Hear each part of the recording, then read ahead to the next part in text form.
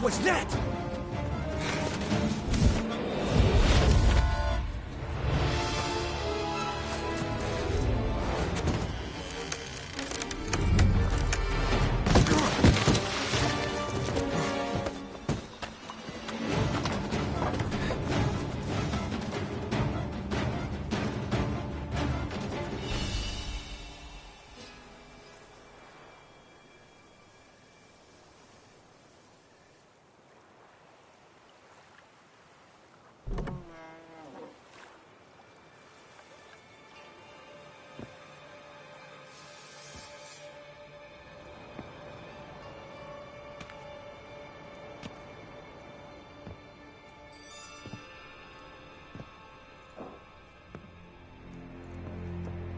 I'm here.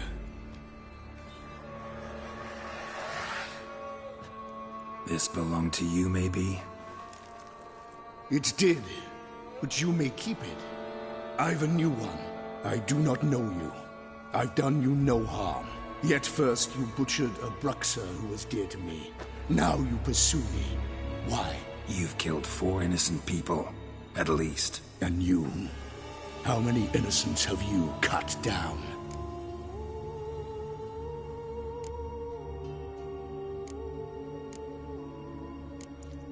Plenty. Even more of the guilty, though. You're next. I think not. You see, I've something to do still. More murders? Just one.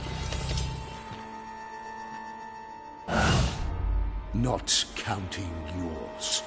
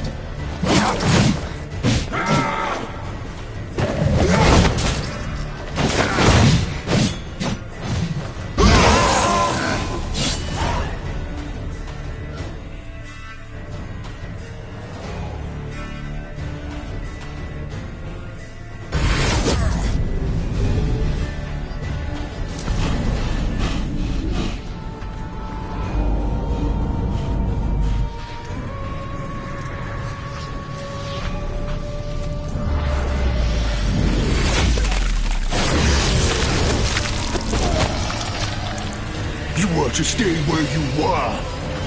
Regenerate! I know you're in trouble. I can help. I'll help myself! No, he's my friend.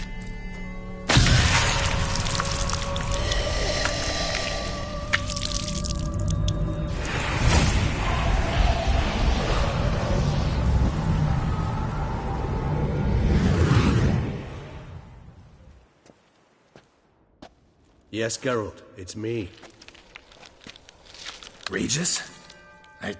You alright? All is well. All's in order. Wounds such as these heal on vampires in moments. but we've not seen one another in ages, my friend. At least in human terms, that is. How's this even possible? Last I saw you... I was a bubbling, shapeless smear, having been rather spectacularly melted into a column of a certain castle. In somewhat better shape now, as you can see. Hardly peak form, mind you, but were I human, folk would think me a demigod, I dare say. I'm sorry. What happened, it was my fault. Never got a chance to apologize. No need, Geralt. Bygones. I did not have to join you on that expedition. No one twisted my arm.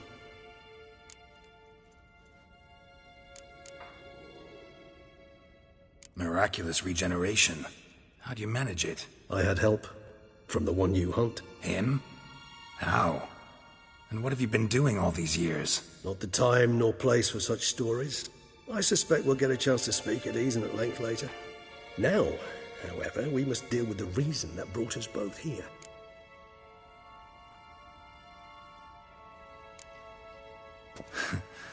Local serial killer seems to obey you.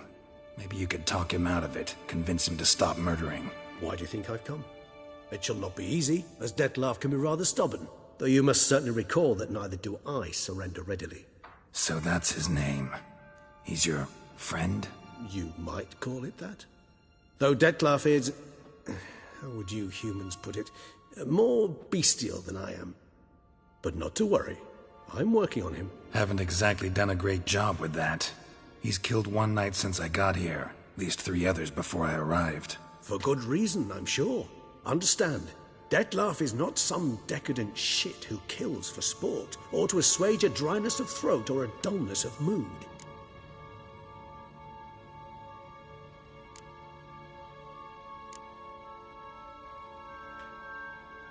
So in your opinion, what are his reasons? Precisely what I wish to find out. And then I will convince him of the error of his ways. Got a lot of faith in the guy. Despite appearances to the contrary, you two are quite alike. You've both noble hearts, yet you both are wont to perform ignoble deeds. When circumstances force you to, of course. Remember the year 964? That was 3 centuries ago. Blind fear gripped Rivia, Lyria, and Spala. Women and children were dying. Their mutilated, dismembered corpses littered the fields. Brute of Lyria. Read about it. Chewed up almost 200, then fell to a common poacher supposedly armed with a dagger blessed by some prophet. It fell to Dettlaff, who then found a poacher asleep in the brush near his snares and dropped the fiend's corpse at his feet. And thus, a legend was born. Vampires rarely help humans. Must have had his own agenda, hunting the beast. You err. He slew it for one reason alone. The monster killed a lad who once, in the street, had offered Dettlaff an apple, expecting nothing in return. Terribly noble of him. You do not have a monopoly on altruism, my friend. Vilgefortz melted my body. Dettlaff found what was left.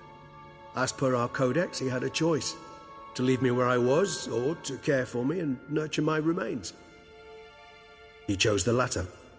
Regenerated me at no small expense in his own blood. Do you know what that means to a vampire? The gravity of the endeavor? Probably same thing it means to a human. You owe him your life. Much more than that. The act itself made us blood brethren. A bond so strong humans cannot even imagine. Which is why I know something ill is afoot. Always had an overdeveloped sense of empathy. Each vampire has a unique talent. One they hone over centuries. It's precisely what renders us so difficult to classify. Dettlaff's trump card is his herd instinct. His tribal propensity. In point of fact, he prefers the company of lesser vampires and shuns that of humans. If he walks among you, killing egregiously, it can only mean something's upset him. Immensely. Anything specific? Some set of things that'd be likely to set him off? How should I say this? Dettlaff doesn't understand men, their world, its rules, its conventions. He's naive in a sense. He doesn't comprehend your games, knows not what it means to lie, deceive. Suggesting he's maladjusted, inventing his rage. I'm suggesting maladjustment can at times breed conflict. But is it the case this time? I cannot say. but intend to find out. Gotta find him, before something upsets him even more, and all Beauclair is awash with blood. Well, we share a cause then, just like the old days. Not entirely. I mean, when I find him, you know. I know you've a contract on his head. Yet your true task is to stop the beast killing, not necessarily to kill the beast, am I right? All in all, sure. Let us find him. By the time we do, I hope I'll have convinced you Dettlaff is no monster. Fine, all right already. But for now, evidence is stacking up against him. Hear that? The posse. Knights must have tracked me here. I'd prefer they not find me here. I'd makeshift quarters at Mère Lachaise Long Cemetery. We'll meet there. See you.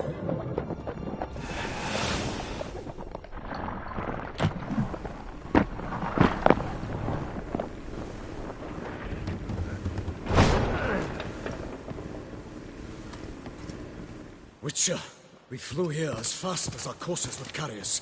Yet I fear we're late all the same. Pray, where is the beast? Still investigating. About to inspect this site. Withdraw your men before they trample all over the evidence. Sirs, we must let the Witcher do his work. Milton's murder cannot go unavenged.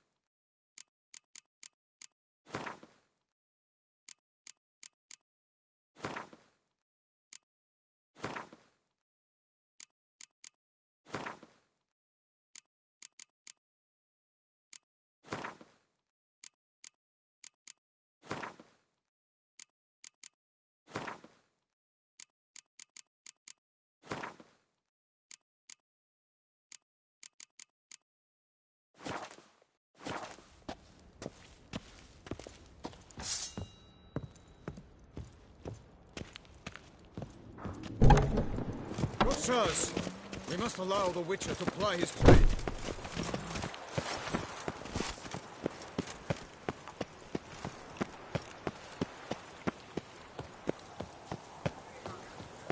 Don't crowd around.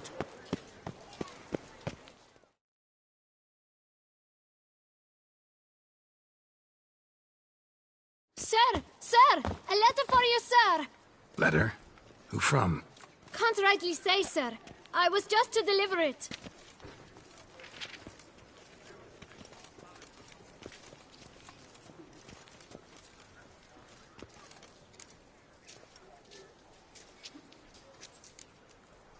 Here.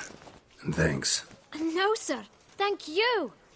And I truly hope I'll be of service again.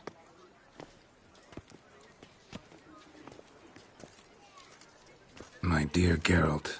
I hope all is well. I imagine you hot on the trail of some nasty monster. Or is it an overly complex curse this time? Oh, Geralt, I wish I knew for certain. Whatever is keeping you busy, perhaps you'll need a break. For those moments, I offer you this intriguing little mystery I happened on in an old manuscript I bought off a merchant from Muzzer. The tome's author claims a certain Professor Moreau once called Beauclair home, and this professor conducted research into Witcher mutations. I don't know much else, but I suspect that alone might pique your interest. The tome mentioned a journal interred with the scholar when he passed. It could very well lead you to his laboratory. I'm enclosing a map I found folded in the tome. It's smudged in a few places, but I hope it proves useful anyway. Please be careful and come back to me quickly. Your Triss. A professor who studied Witcher mutations. Might actually be worth looking into. By the Prophet's wounds. A Witcher.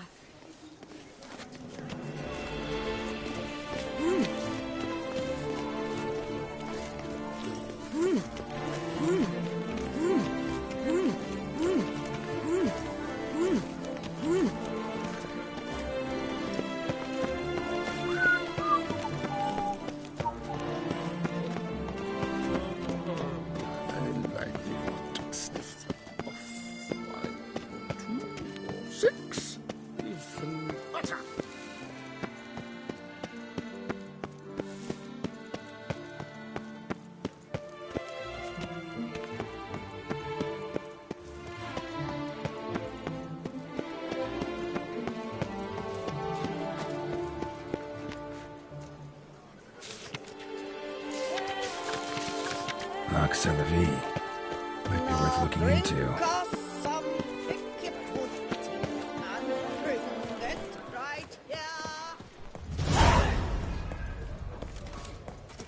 Nice tune.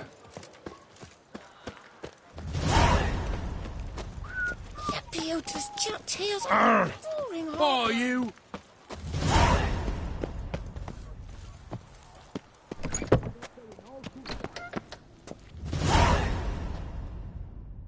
Welcome, good sir, to Dupont and Sons' Emporium of diverse merchandise. Satisfaction guaranteed.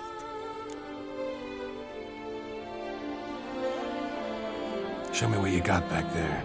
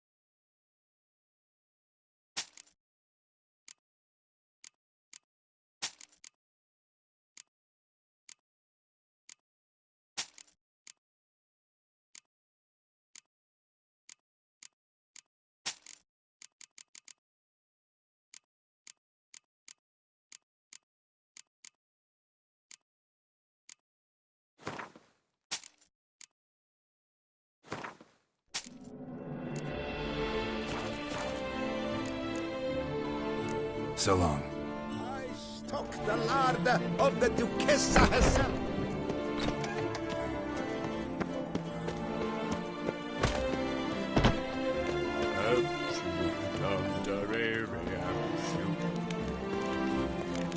Keep calm. Start no brawls. Gats, my knees ache something.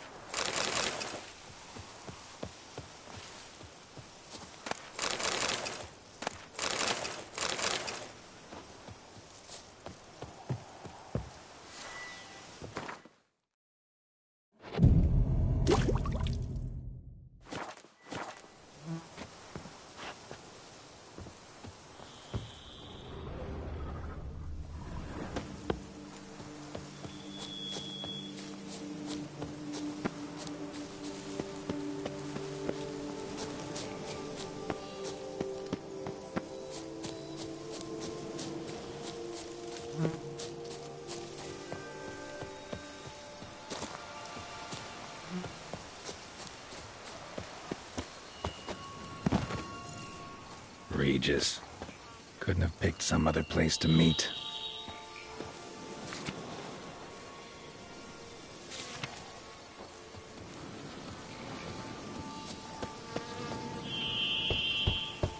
Regis! Damn it. Locked. No way I got the place wrong. This is it. Gotta be. Gotta be another way in around here.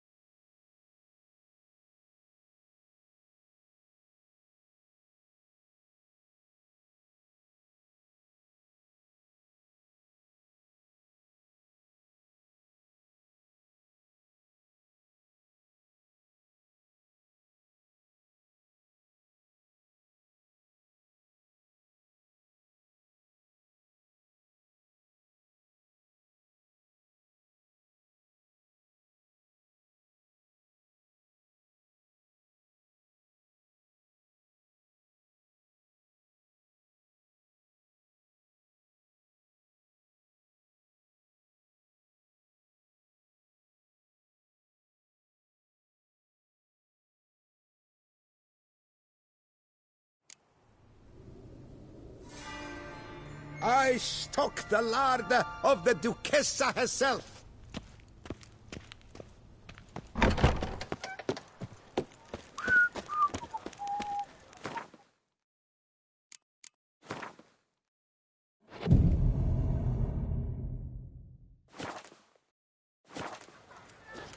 Another murder by the horrid beast. Milton de Peyrac-Peyran falls victim to his own cowardice. The beast of Beauclair has struck again. Mom? Where are ya?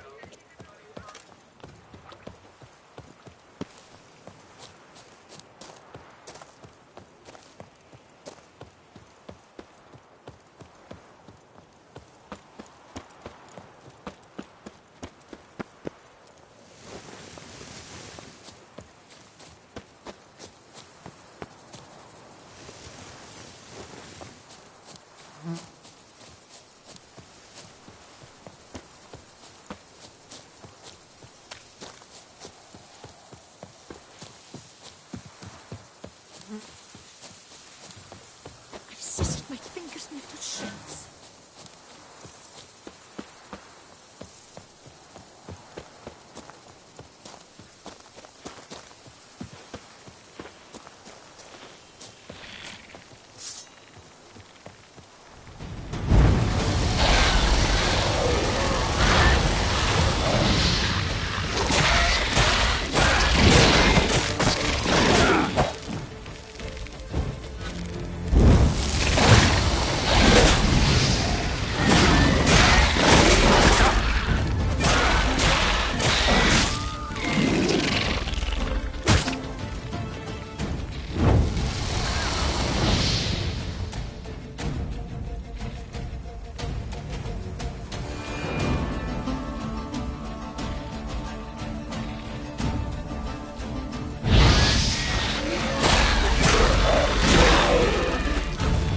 Gotta blow this up if I want to get rid of the Endrigas.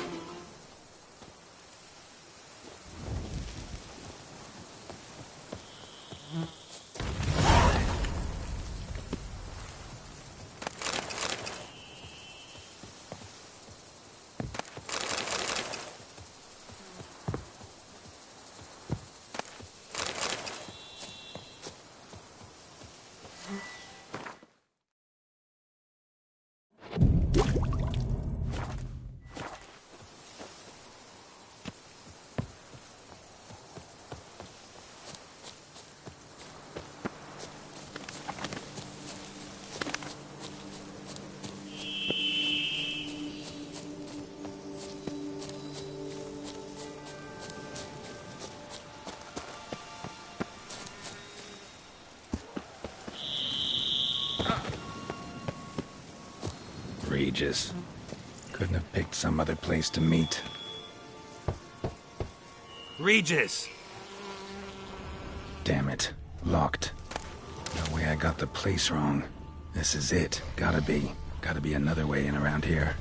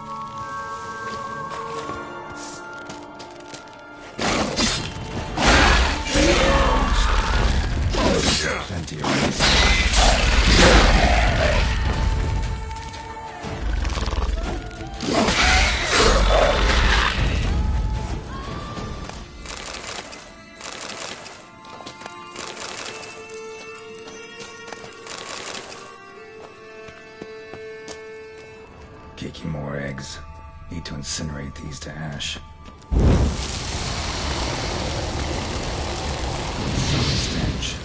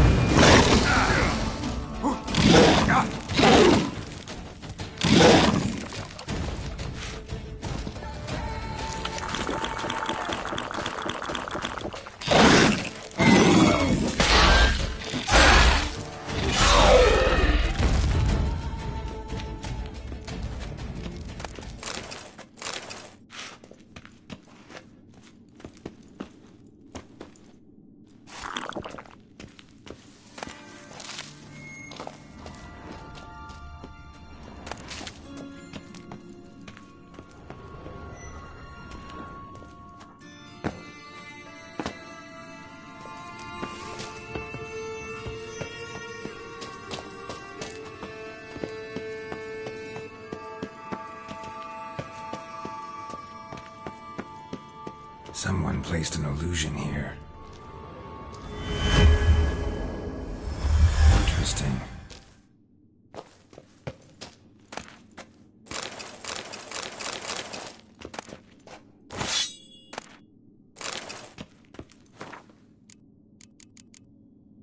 Someone needs an escort. Not something I do often, but might be worth investigating.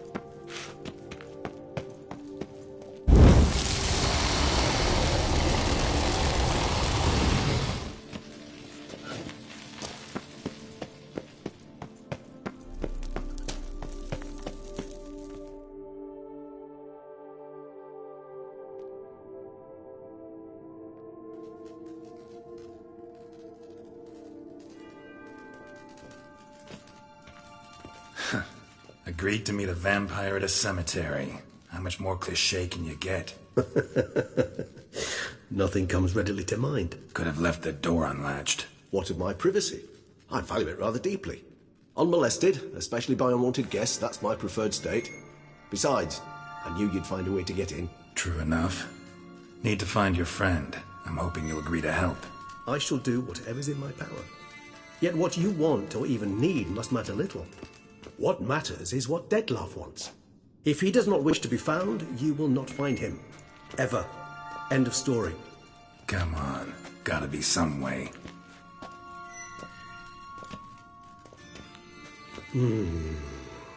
Vampires can evade detection by the senses, and no divination magic works on us. Even the most precise megoscope would be useless. And this? Could this help? Wherever did you get that? Off one of the beast's victims, found by a bend in the river. Body was chopped in pieces. 3 of those pieces were hands. Hand with the ring seemed the odd one out, but Bruxa had taken an interest in it.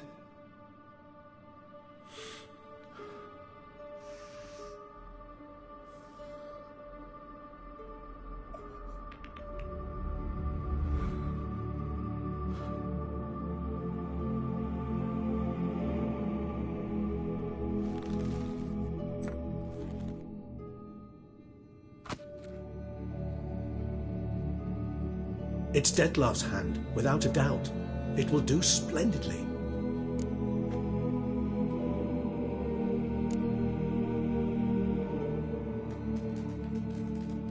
Ring's pretty intriguing. Made of no metal I've ever seen. And the ornamentation. It comes from our home, where we lived before the conjunction of spheres. It's actually mine. I received it from a dear old friend. You might call him a humanist. He saw us vampires as guests here. Guests who owe their hosts, meaning you humans and the elder races, respect. Respect? Meaning not to treat us like cattle to be slaughtered for food? Precisely. And the reason why I, in turn, gave it to Detlef. To remind him of the ideals my old friend championed.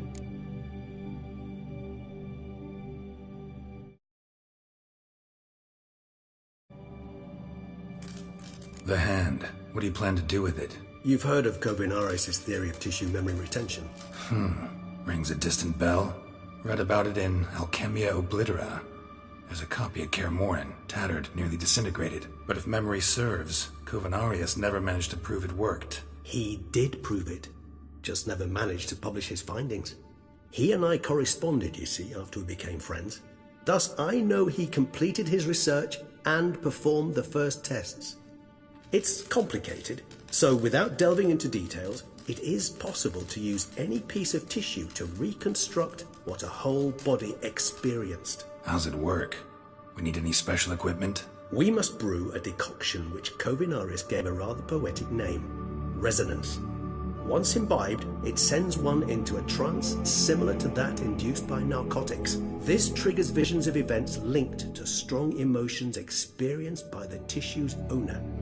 Picture it as dreaming a fragment of someone's life. Any chance we might see what Detlef was doing just before he lost his hand?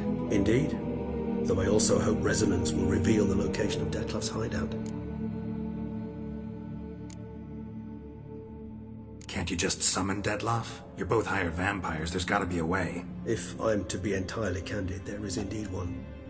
But believe me, we will be better off never availing ourselves of it. It is a last resort. Absolutely. Last resort?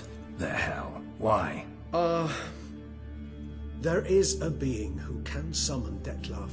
Possesses the authority, even the power, to force him to appear in a given place. But the very act of contacting this being, well, it's akin to walking a slack line extended over a chasm filled with molten lava. An exercise as perilous to me as it would be to you. A risk I'm unwilling to take. I beg you, let's do it my way. It will be both quicker and easier. Kovinaris spent half his life proving his theory. Wild guess. Making a dose of resonance won't be easy. You guessed correctly. In addition to Detlef's tissue, we shall need a powerful occipital lobe stimulant. Effectively a poison, to make one susceptible to visions.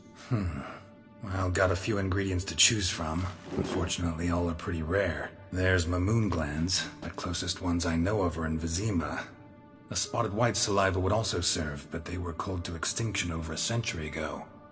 Could go with a kobold's eyes, but the creatures are sentient. Rather not gouge one's eyes out. Given that we lack the time to sleuth this out ourselves, permit me to summon some help.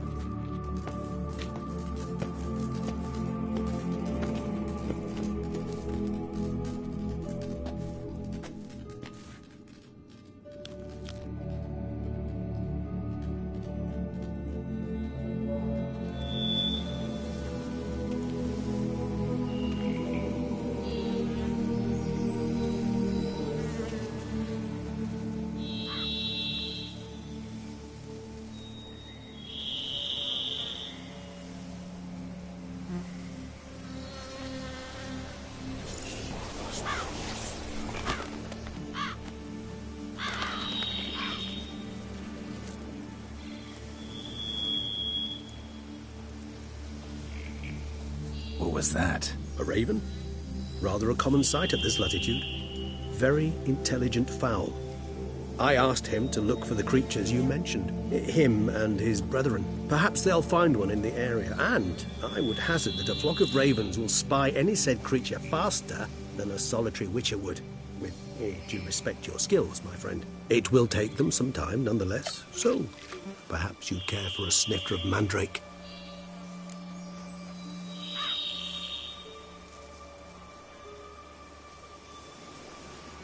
Rarely say no to a snifter. Sadly, this is but a weak infusion rather than a proper distillate. Even better. I remember your mandrake hooch. Made people say things they'd have rather kept to themselves. Now, what could Geralt of Rivia prefer to keep to himself?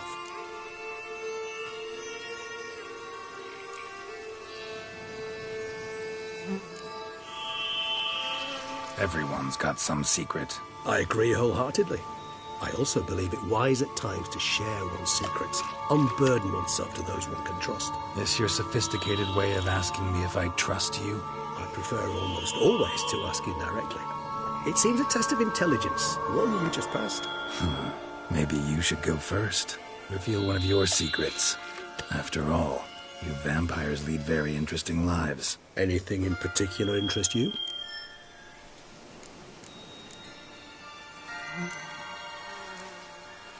Gotta ask you the big question, one everyone wonders about. What happens after death? You wish me to tell you if the human belief in the gods is well founded? Well, that I do not know. We vampires differ exceedingly from you humans. Our matter, that of which we are composed, can exist without form. We require neither a heart, nor a brain, nor air to breathe. But were you dead? As humans understand death, yes. Feel anything? Understand anything? It's rather hard to explain. I felt something very unsettling. Something I cannot even name, for I did no reasoning. Only after rebirth did I begin to understand that what I had felt was cold and unimaginable fear. If not for Detlef, I might have drowned in an eternity of icy terror. Can't have been alive then. Sheesh, experience like that must be vicious. Indeed, it's hard to compare to anything I know. Yet you are aware we don't see death as you do. The way you cling to life, we find it entirely peculiar. You are mortals, ergo it's a foregone conclusion. You will die. It's but a question of time. Thus, I often find myself wondering why you try so very hard. To die at 20 years, 40, even 100, what's the difference? They're all but the blink of an eye. Depends on your point of view. Man who's got 1,000,000 crowns to spend can't possibly understand one who's only got 20. Very true. One's outlook can indeed change much.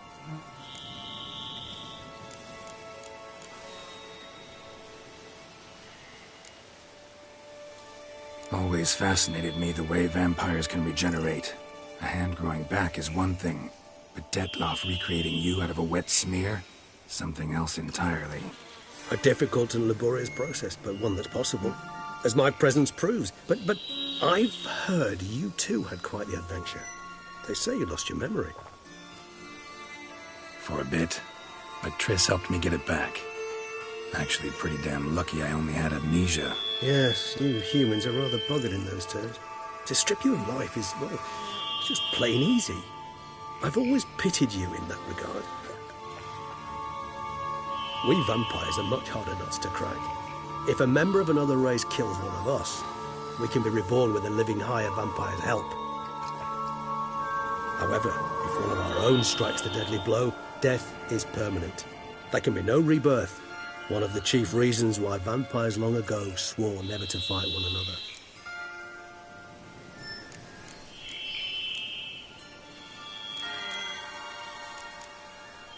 Got a new life, new body. That give you a new start? Blank slate? Starting all anew is a very broad concept. What exactly do you mean? Your blood addiction, say. Wondering if your body's the same, if it still remembers.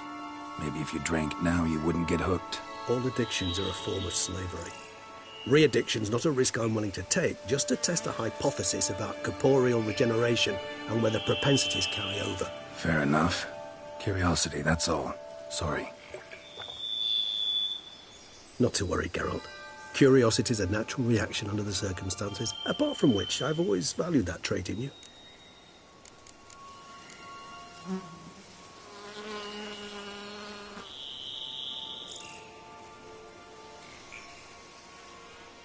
Curious what you did after you were reborn. As I'm sure you can surmise, at first I was thoroughly absorbed with recovering. As it is, I've still not recovered completely. Yet I was so weak the first year that I could not stand nor move on my own. Detlef bore my weakness bravely, showed great patience. If not for him, I wouldn't be here, and I'd have regenerated far slower. Once I could at last stand unassisted, I set off for Bruges, for my one-time home of Dillingen. There I led the peaceful life of a rural healer and surgeon. enjoying my neighbour's respect and, in fact, constituting the exact opposite of the monstrous vampire the populace imagines. Bruges, you say? Rebirth make you sentimental? Perhaps a dash. But what of you? Where have you been? Ever find your Cyrilla? Back then, yeah. But we parted again soon after. And when the time was ripe, she came back, defeated the Wild Hunt together. Ooh. Seems I certainly missed quite a bit while I was absent. True enough. But it's a conversation we'll have another time. Need to know more about you now. All right, give you one question. What do you want to know? One question to ask one as fascinating as you, Geralt. Cruel parsimony, I'd say, but I shall do my best to make it count. If you were to die and be reborn as I was, in your new life, would you choose to be a witcher?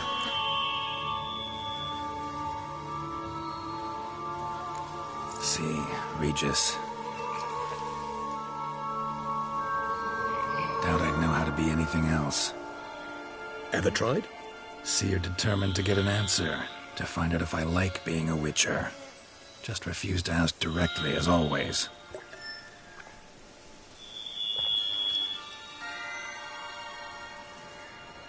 I like being on the path.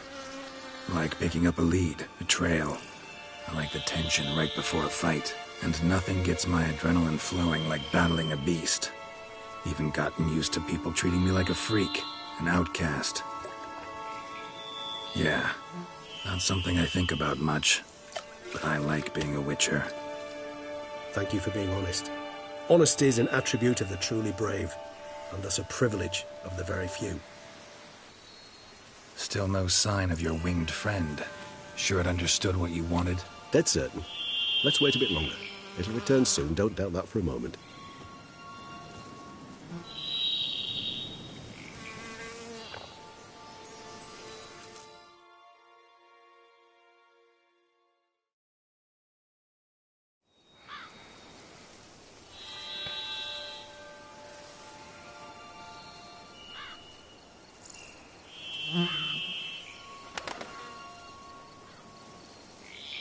Ever vigilant, even in his sleep. Quite vampire-like, in fact. Are you absolutely certain they don't administer a few of our genes during the trial of the grasses?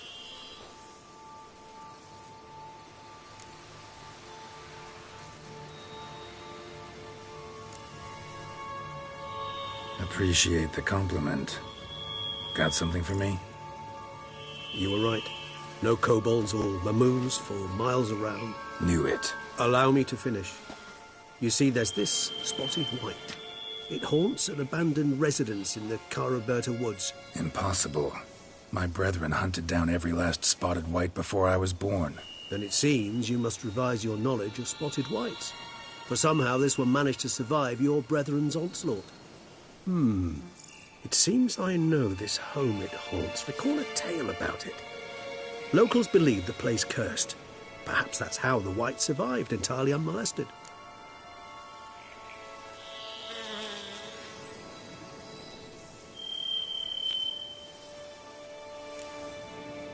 Whites rarely appear in the woods, even less likely to find them in abandoned human homes.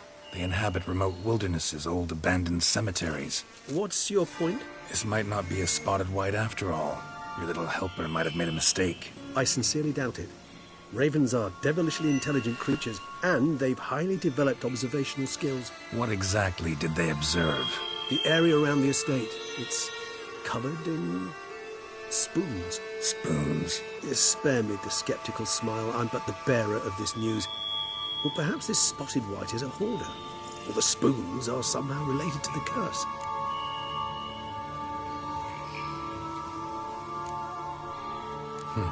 Know anything else about this curse? I don't recall much in particular. Really don't attach much importance to such things. It was mentioned to me as an anecdote, no more. Come on, search your memory. Something, anything could be important. I believe it had a relation to hunger, or, perhaps greed, rapacity. Someone was punished for something... Textbook definition of a curse, pretty much. Sorry, Geralt. I try not to clutter my mind with the details of every far-fetched tale I happen to hear. What are your thoughts? A specimen of a species thought long extinct, and a curse, in one place. That a coincidence, or are they related?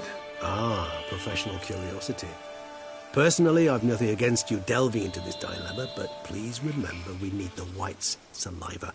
Nothing beyond that. Let's do this. Start making your decoction while I go get some saliva from that white.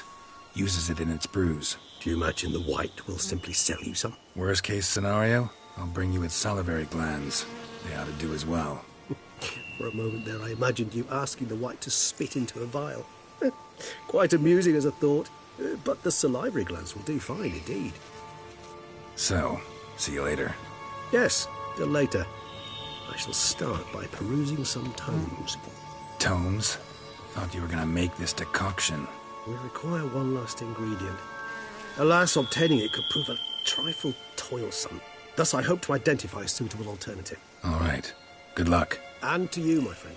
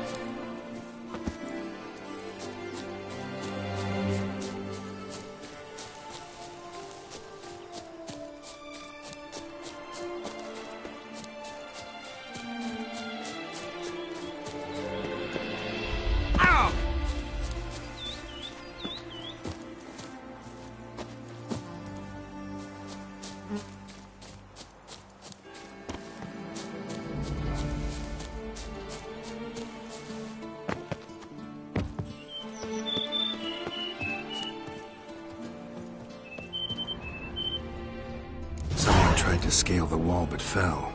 Probably tried to flee the estate but couldn't get the gate open. Not likely to have gotten far. Lost too much blood. Gate's locked from the inside but got jostled pretty hard. Barely hanging on the hinges.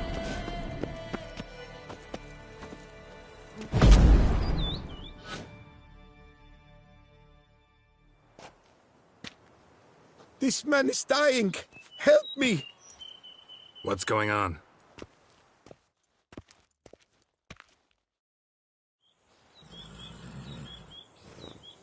The dressings, bandages, where did I put them?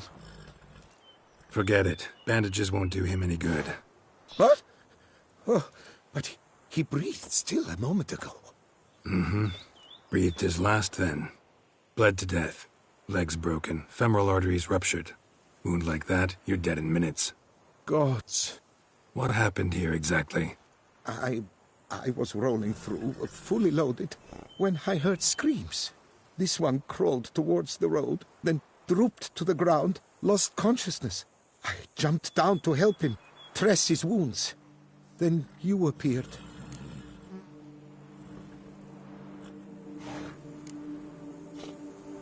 Stand and step away from him. What? Me? But what is your grief? Don't make me say it again. That's good advice. Will you tell me what it is you seek? Needed to see if you were lying. You'd be covered in blood if you dealt those wounds. Just cut it on your hands, though, so all's in order. Who might you be, precisely? A witcher. Oh. Do you expect some beast might have killed him?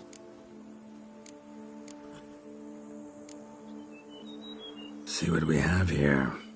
Legs broken, but cause of death's the wound. Small but deep, edges unfrayed. Either a thrust weapon or a thick claw. Maybe a wyvern's. Tough to say, and... breastplate's unusual. Dented. And it's got a patina. An antiquity, I believe. I deal in these things, so... what's puzzling is... why did he don it? Not likely to learn that from him. Might even know where he came from. Got work to do, so long.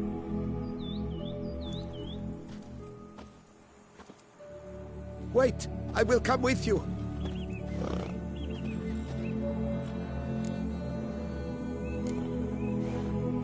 Gotta be kidding. This isn't a garden romp. Whatever killed him's damn dangerous and it might still prowl the area, so if it's all the same, I prefer to accompany you.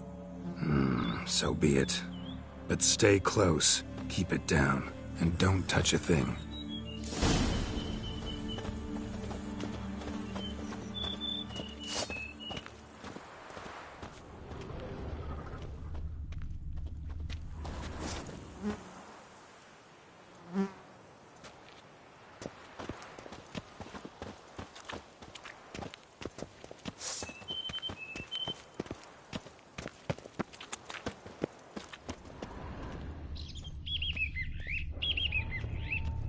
Damn it. Good gods!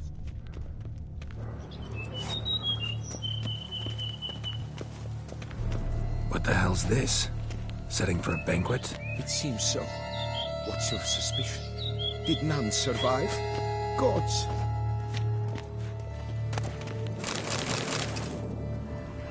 Silver tableware. Elven engravings.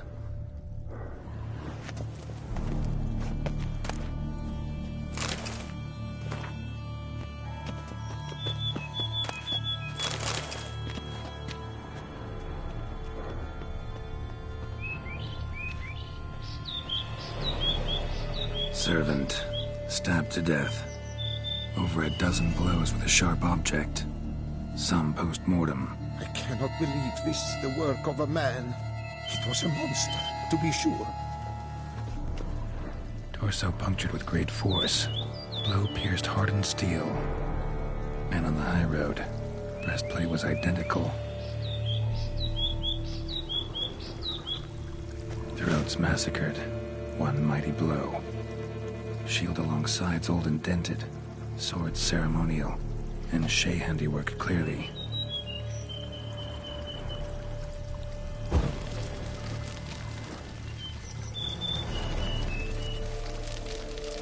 Ceremonial bowls. For little sacrifices? Of what? Please, do not say humans.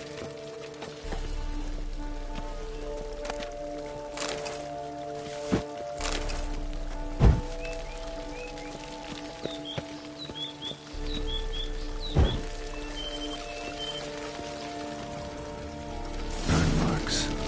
Some that catch fire, explode. Strong stench. Multiple wounds on the body. All puncture wounds, but hard to tell what caused them. Victim's human, but the attire's elven. Are you certain? How did he come by it? We've so few non-humans in Tucson. Fled, then dropped to the ground to douse the flames. Didn't manage. Burnt smells growing fainter. Might have been another luckier soul managed to flee. Doublet scorched. Wriggled out of it, tossed it, then ran on.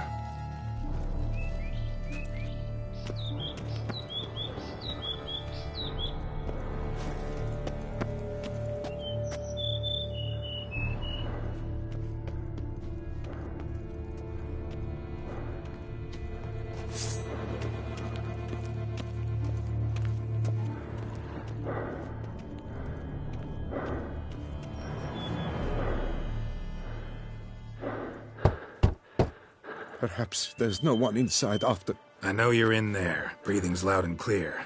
Open up. We mean you no harm.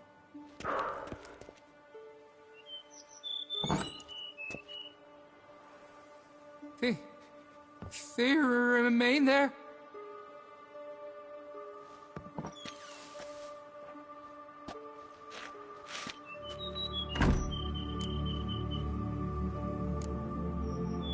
Listen, I'm a witcher. I'm here to help you. But if that's gonna happen, you gotta answer some questions first.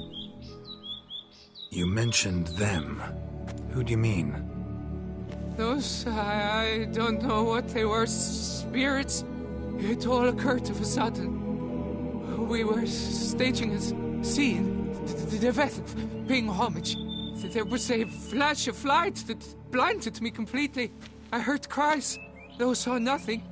Then felt my own robes were in flames. I broke and ran, threw off my doublet, leapt in here and shut and locked the door behind me.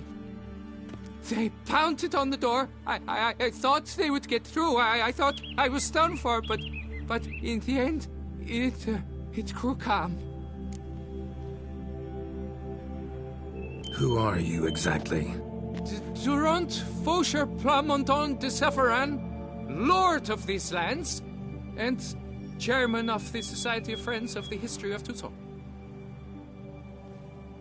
We meet here annually to mark the anniversary of the Elfin Homage, but something like this, why, it's first. So while reenacting a scene from the past, somehow, unintentionally, you summoned a specter, a Korgorath, or a tube, maybe. What? What now? Best thing? You gotta do it again, of course. Are you mad? Would you have this thing kill us? No, don't want it to kill anyone. Precisely why I gotta do my job. Summon it again, whatever it is, and tend to it once and for all. Durand, think I can reenact the pledge, the giving of homage, alone? It was a great, momentous event. The surrender of Tucson's last elfin king. You will need at least 3 individuals.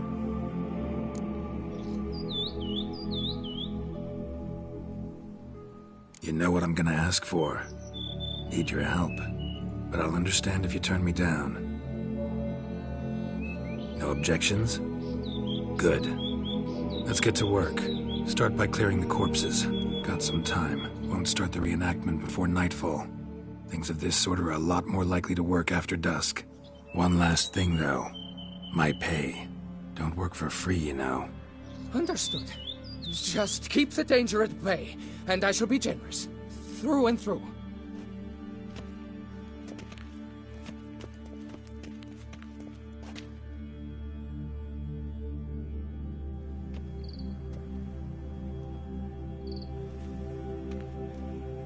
I will stand, or rather, sit in for King Ludovic upon the elfin throne, while you, Witcher, will play the Enche ruler. We must don the costumes. All must be just right.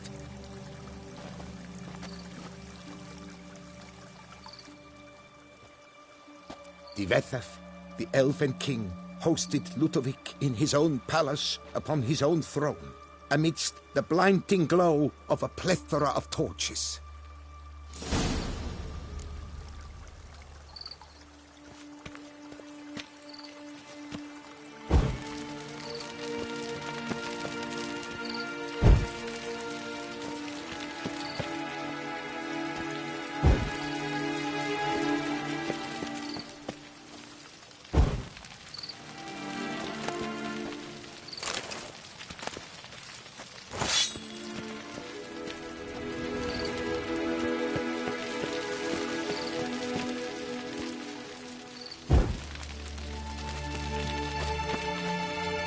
Divethaf laid at Ludovic's feet a loaf of binnen and elven bread, thus granting humans rule over seed-yielding lands.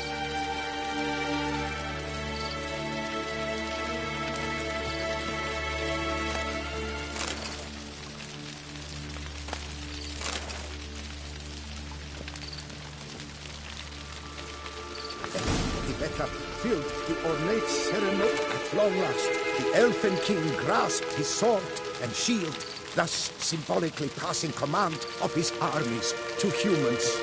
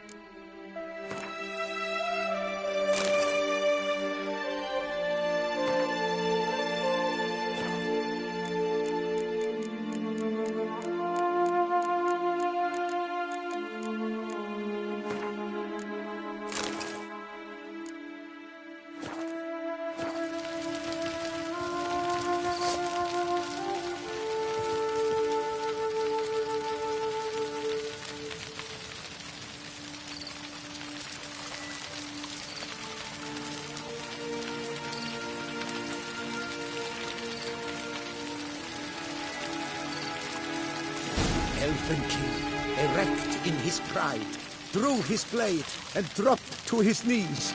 Ludovic then spake.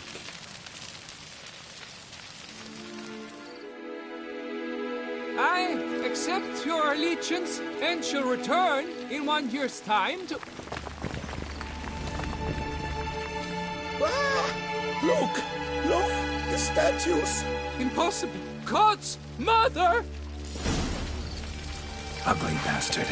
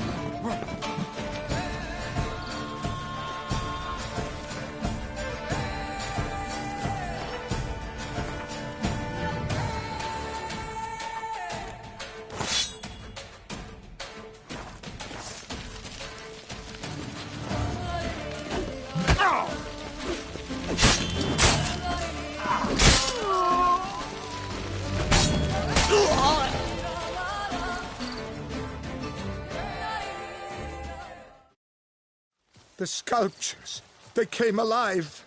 By what witchcraft? Dunno. Specialize in killing monsters. Reviving them, not so much. I may know what happened. The statues, you see, once stood in the palace of one Defethov. I acquired them a month past because perhaps I should start at the beginning. This Defethov was to pay tribute to humans, producing statues of this sort each year. Yet he did so but once, for he perished in the massacre of non-humans at the foot of Mount Gorgon in the year 782. It's fortunate he did too, as Defethov had planned Ludovic's downfall, for he sculpted not statues, but columns that masqueraded as such. Columns activated with words said in homage. Columns that would have turned the king and his bodyguards into so much colorful confetti. Typical. Treachery embodied. Elves. Psheh. You're no better. Elves were just defending their territory. You humans took it, but you still weren't sated. Had to cut the elves down, every last one. You? What does that mean? You're a man as we are. Yeah, in a way. Just ashamed to have to admit it sometimes. Your words? They're wrong, Witcher. But I'll not let you leave empty-handed. Take this as your reward. Farewell.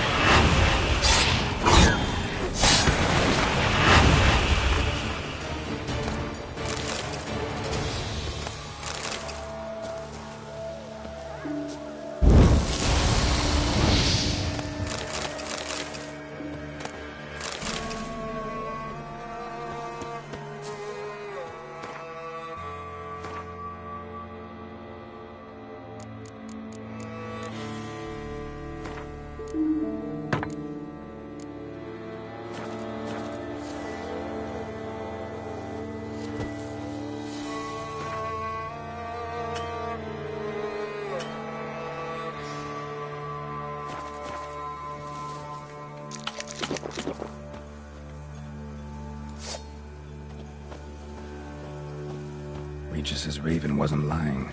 Spoons all over the place.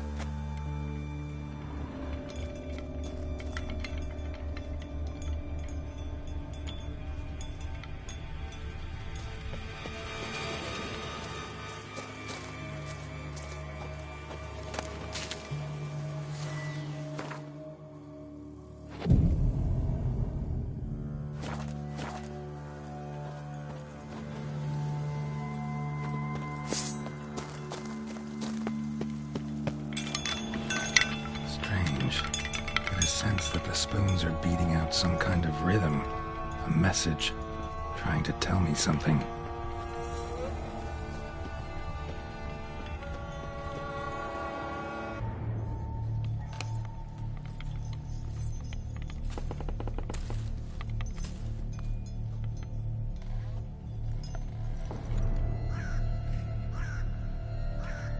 None shall sit and dine with you at your table. No spoon you have shall say to you, never again shall you wish to spy your reflection in the mirror. Sounds like a curse, all right.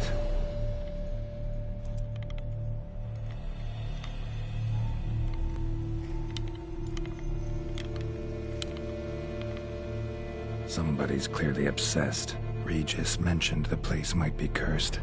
Can't be a coincidence. Need to look around.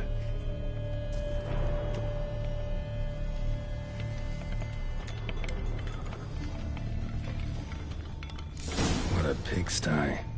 Need to search it thoroughly. Find a way to collect some white saliva. White's obsessed. A real collector. Thoroughbred. Spoon.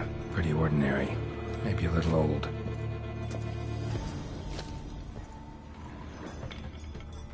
Spoon's incredible. The craftsmanship. Must have graced a rich man's table.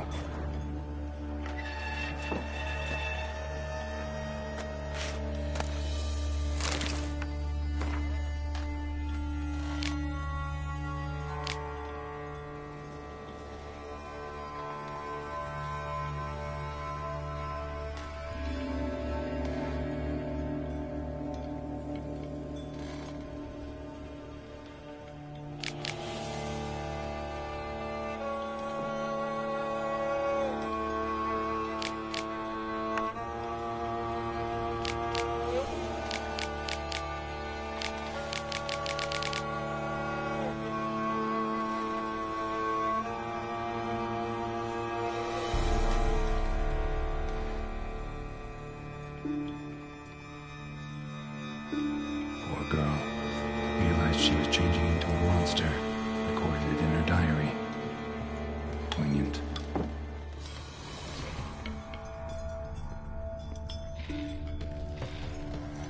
Smashed mirror. As if someone couldn't stand to look at themselves. The monster. Journal's author, maybe?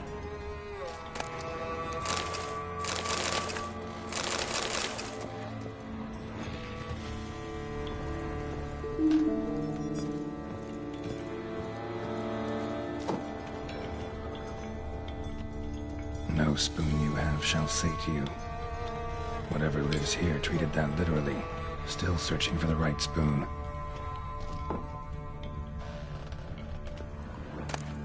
Spoon key. Sophisticated crafting. Tag bears a description. White's a true collector. Another spoon. Yep, just as normal as the last one.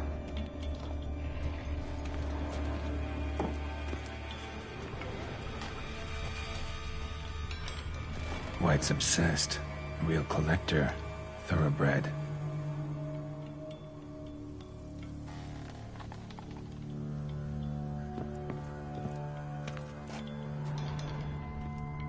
Skeletons. Doubt they came here willingly. This have anything to do with the curse? None shall sit and dine with you at your table. It'd make sense.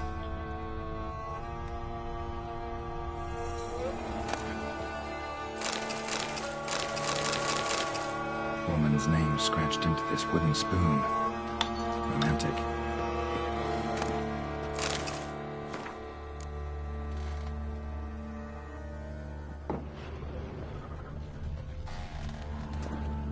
Right arm bit right off. Teeth all knocked out. Somebody tried to force feed him. Broken neck. Indentation in the skull's lateral surface. Smacked in the head with something heavy. No claw or fang marks. Probably choked to death.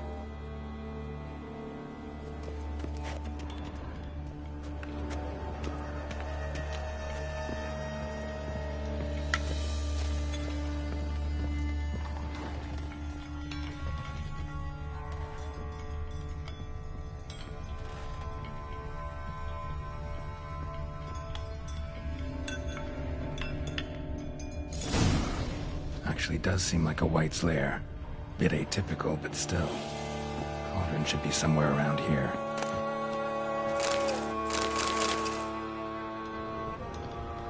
Spoon. Pretty ordinary. Maybe a little old.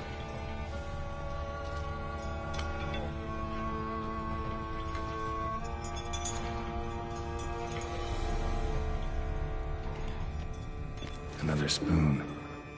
Yep, just as normal as the last one. Cauldron I was looking for. White's not particularly tidy. White's obsessed. A real collector. Thoroughbred. Table set. White who lives here is getting ready for some sort of feast. White that lives here, definitely afflicted by a curse. And it's been trying desperately to lift it.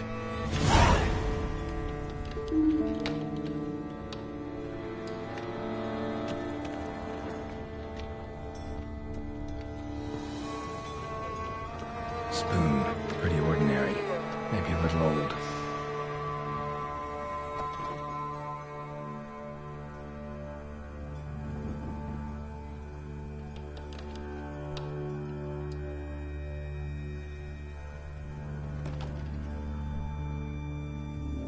Another spoon. Yep, just as normal as the last one.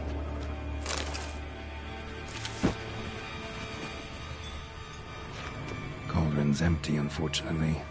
Regis needs some brew. I'm afraid he won't get that. No choice but to hide and wait for the saliva glands and their bearer. Need a spot that'll let me observe the cauldron.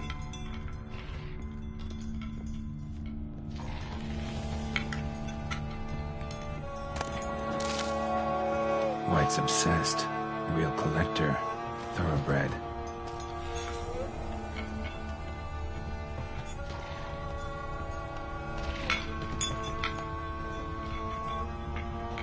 Spoon.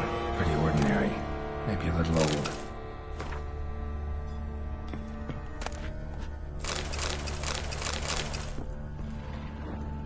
Another spoon. Yep, just as normal as the last one. Thousands of them here. White's been a collector for years. White's obsessed. A real collector.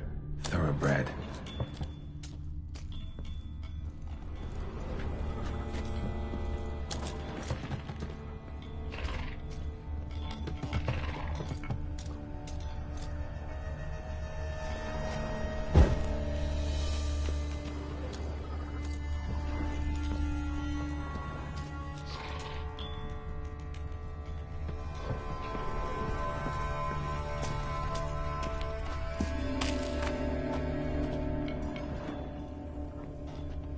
Spoon. Pretty ordinary. Maybe a little old.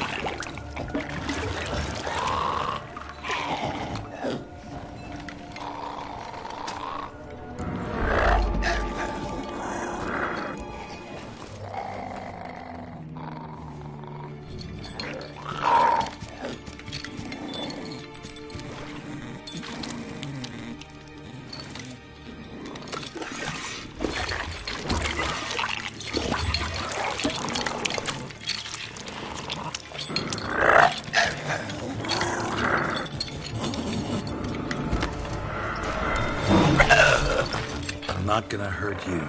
Wanna help? I've seen the words of the curse on the walls. Think I know how to lift it.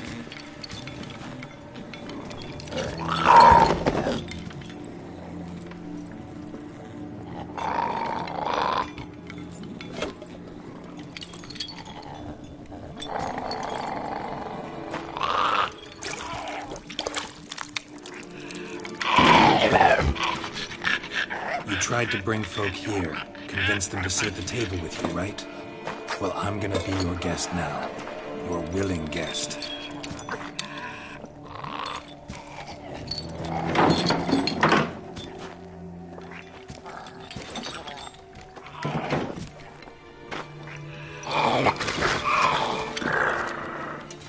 Just need a bit for Regis.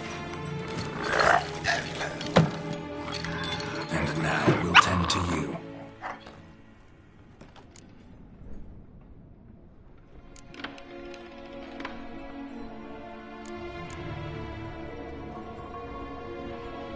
Need to get this right.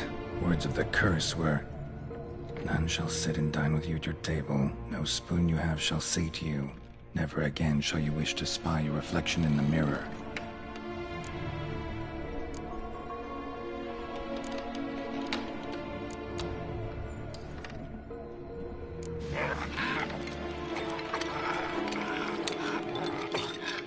We can't use spoons. No, that won't work. You've been looking for a spoon that would feed you, but there's no such spoon. We need to eat without spoons.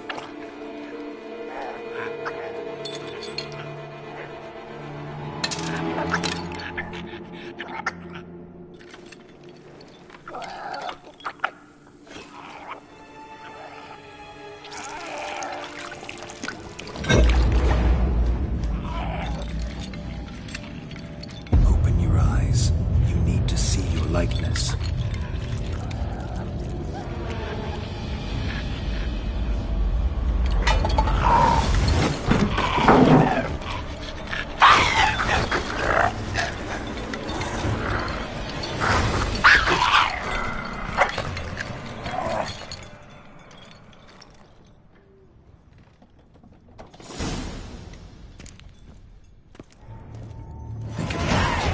Just not quite like I expected. Need to see what happened to the white.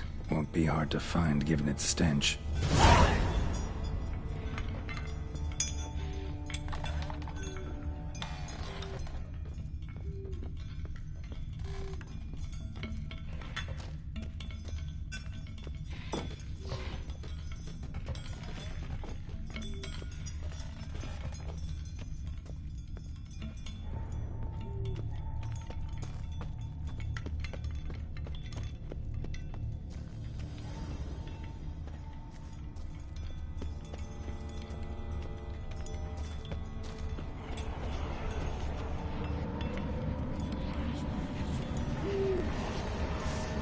Well, how long is that take?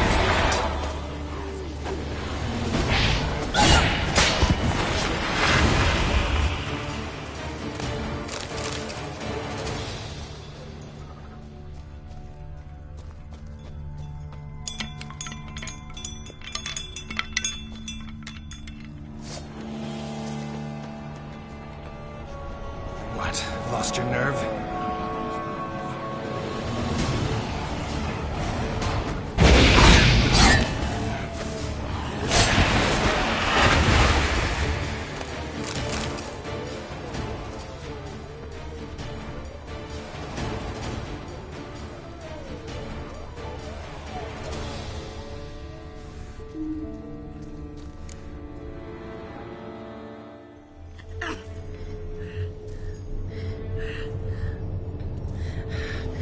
Easy. Not gonna hurt you. Eat. I must eat.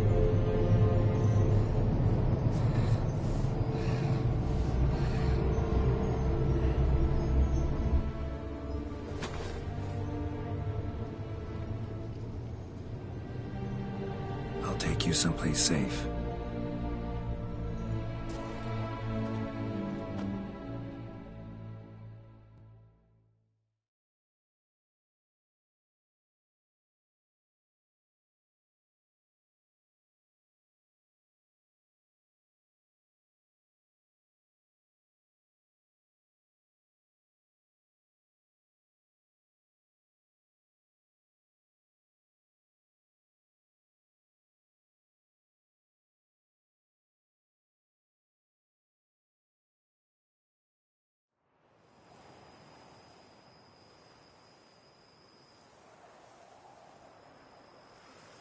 So I took her by the hand and led her here.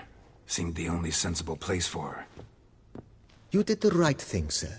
She should recover quickly here. I'm deeply pleased, finally, to make your acquaintance, sir, though I do regret the specific circumstances. In all the commotion, I fear I neglected to introduce myself.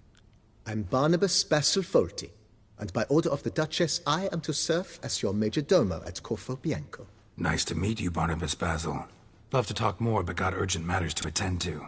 While I'm gone, please make sure she gets everything she needs. Don't worry, sir. I shall see to everything. She is safe here and in good hands. She'll soon be back on her feet. Might actually take a while. She hadn't eaten anything in over 100 years when I found her. Horrid. Whatever brought this about? Told me her story on the way here. Her name's Marlena.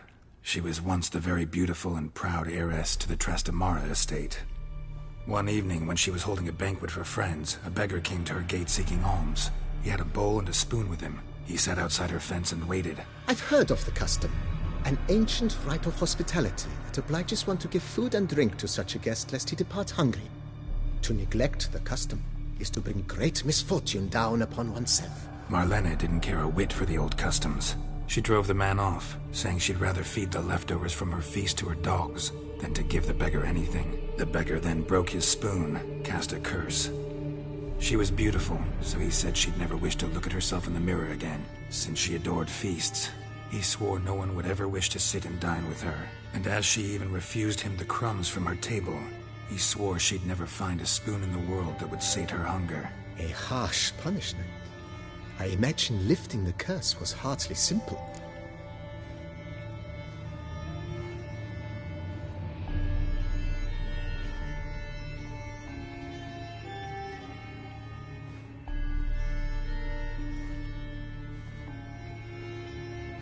Curses are tricky.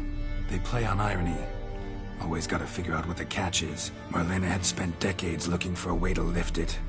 Transformed into a wight, she stole spoons and lured folk into her home, trying each time to get them to dine with her. Didn't work. So what did? Someone had to sit down and share a meal with her, of their own free will. They had to eat without using spoons, and make her look at her reflection. That's it? That was all it required? Simplest solutions are sometimes the last that come to mind. Besides, when you're a wight, it's pretty damn hard to find willing human company for a feast. I imagine so. But, most importantly, it is now over. Please, don't worry. She will be in good hands here. Vineyard comes across as a place with a rich history. Know who owned it before me? Baron Rossel, who went bankrupt, forcing him to sell the estate to the Duchess. The Baron, in turn, had purchased it from Monsieur Bolius of the Headsman, a truly colorful man of Ketweni origin. He was actually a headsman? No, not him, but his great-great-great-great-grandfather. Indeed. Apparently, he was a common cutpurse who somehow secured for himself the post of ducal headsman in Beauclair. Went about his work with an exceptional penchant. They say he chopped off more heads than there are grapevines in the ducal vineyards. He never hesitated, not once. Never sliced unevenly, never botched a job. For his exemplary service, the Duke granted him a title and this estate. Monsieur Bolius, on the other hand, was an engineer in his younger years. Once retired, he settled here and took to producing wine. Sadly, misfortune struck, and he lost his sense first of smell, then of taste. Additionally, he could not drink alcohol. His medic forbade it. Shame that. He gave up making wine? Not at all. He made even more of it. Began throwing wild balls to which he'd invite friends from far and wide in order to treat them to his wine and delight in the fact that at least someone could enjoy it. It's the sort of man he was, Monsieur Bolius. Mind giving me a little tour de Corvo Bianco? Not in the least. Follow me, please. I think it would be practical to begin on the hill.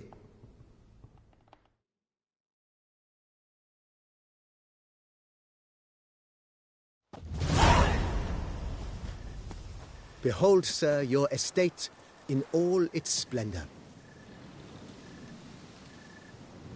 Pretty vast. Indeed. And now, sir, allow me to show you a handful of interesting details. Follow me, please. Been a major domo all your life? Yes, I come from a long line of major domos. My father was a major domo, as was my grandfather before him, as was my great-aunt. In fact, she was the one to start the tradition. Great-aunt? A hard woman. It is said that already as a child, she knew where she was going, and went there. When she arrived in Beauclair, she signed on as a chambermaid at one of the vineyards, then slowly worked her way up to major domo. She dragged the rest of the family up the same path.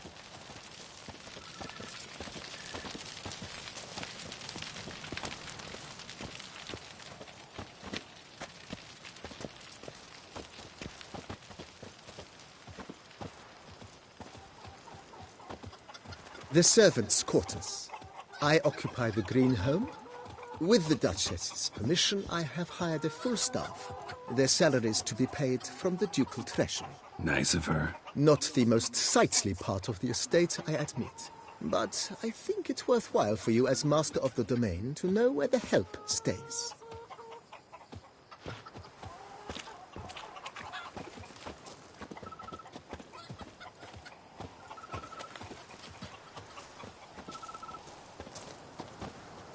Baron Rossel ordered the vines in this part of the estate uprooted and olive groves planted in their place. They look beautiful, especially come spring. Don't look at all bad now, either.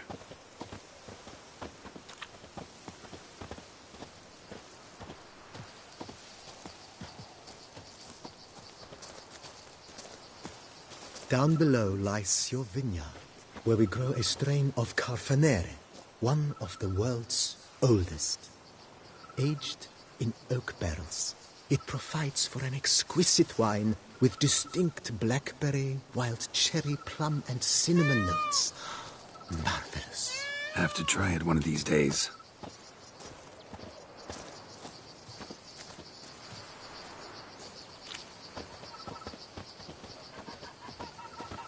Nice well. Picturesque. Yes, though it ran dry long ago. During the raucous feasts Master Bolius held, he would order it filled with wine.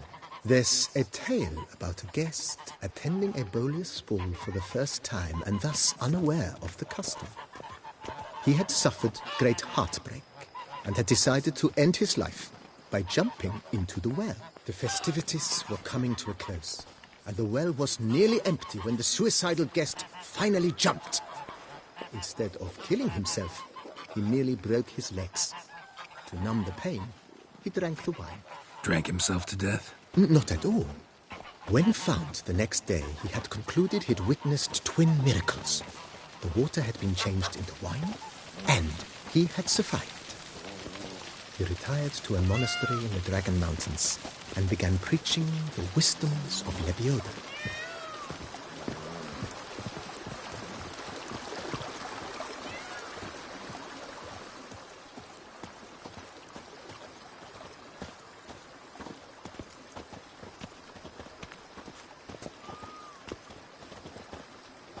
Monsieur Bolius' wife Nina kept a garden here. A supremely lovely place it was. Bit neglected now. I agree. Yet nothing stands in the way of restoring it to its former glory, and once again planting it with herbs and other vegetation.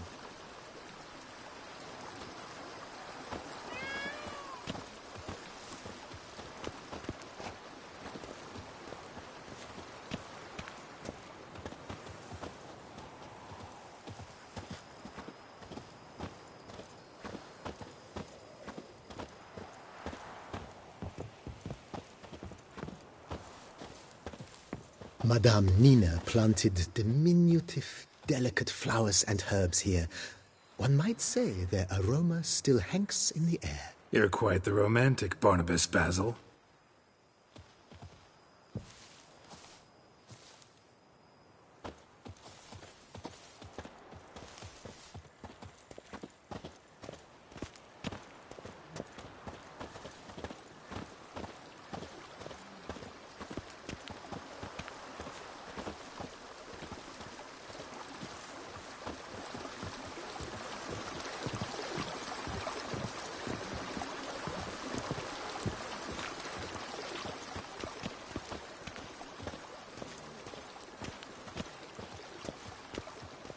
This served as an additional wine cellar in years of plentiful harvests.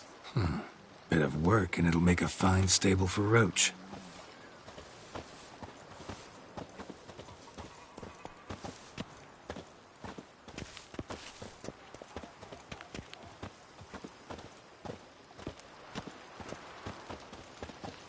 The cellars, voila. During Monsieur Bolis's time, wine was kept here, but Baron Rossel used it to store olive oil as well. I took the liberty of cleaning up the mess, which... I made while fighting the Bruxa. Thanks, Barnabas Basil. Appreciate it.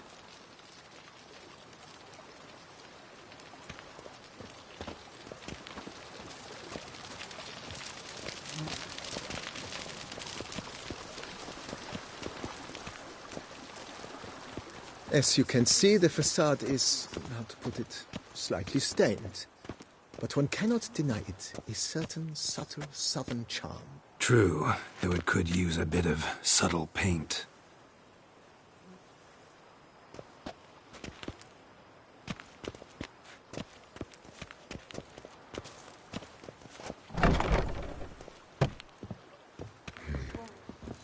And welcome inside. On the left is the master bedroom. On the right, the dining hall and kitchen. Upstairs, you shall find the guest room, currently used for storage. Not a bad idea. At the moment, the house is only minimally furnished. Yet I believe we will, together, devise some innovative arrangements. A few paintings, for instance, would breathe new life into the abode immediately. With that, sir, you've seen the full lay of the land. Corfo Bianco is a beautiful estate. Though one must admit, time has taken its toll. Forgive me for being forward, but if you were to choose to invest a small sum towards its beautification, consider me at your service on the matter. Think I'll take you up on that. Be sure to come and see you if I decide to do any remodeling.